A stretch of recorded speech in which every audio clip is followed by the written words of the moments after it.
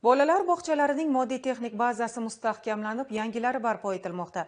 Bunda esa tashabbusli byudjet loyihasining ahamiyati katta bo'lyapti.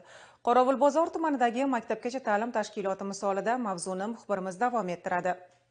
Hayotimizda hal qiluvchi ahamiyatga ega bo'lgan ta'lim-tarbiya tizimi haqida gapirganda qaysi sohani olmaylik, biz zamonaviy yetuk kadrlarni tarbiyalamasdan turib, ijobiy o'zgarishga, farovon hayotga erisha olmaymiz. Bunday kadrlarni millatning sog'lom genofondini tayyorlash avvalo maktabgacha ta'lim tizimidan boshlanadi.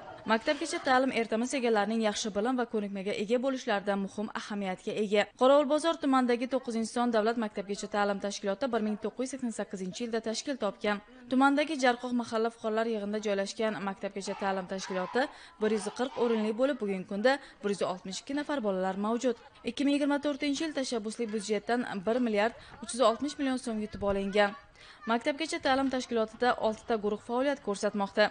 Guruhlarda tarbiyachilar tarbiyalanuvchilarga takomillashtirilgan ilk qadam davlat o'quv dasturi asosida ta'lim-tarbiya ishlari tashkil qilingan. Tashkilotda 17 nafar pedagog xodim, jami 38 nafar xodimlar o'z ish faoliyatini olib bormoqda. Maktabgacha ta'lim tashkilotida hamshira, logoped, psixolog xonalari mavjud bo'lib, tor doiradagi mutaxassislar tarbiyalanuvchilar bilan faoliyatlarni qiziqarli tarzda olib borishmoqda. Mahallamizda 3-7 yoshli bolalar to'liq maktabgacha ta'lim tashkilotida qamralgan. Barcha ta'limiy tarbiyaviy ishlar ilk qadam davlat dasturi asosida olib boriladi. 2024-yil avgust oyida ikkinchi bosqich open byudjetda g'olib chiqdik.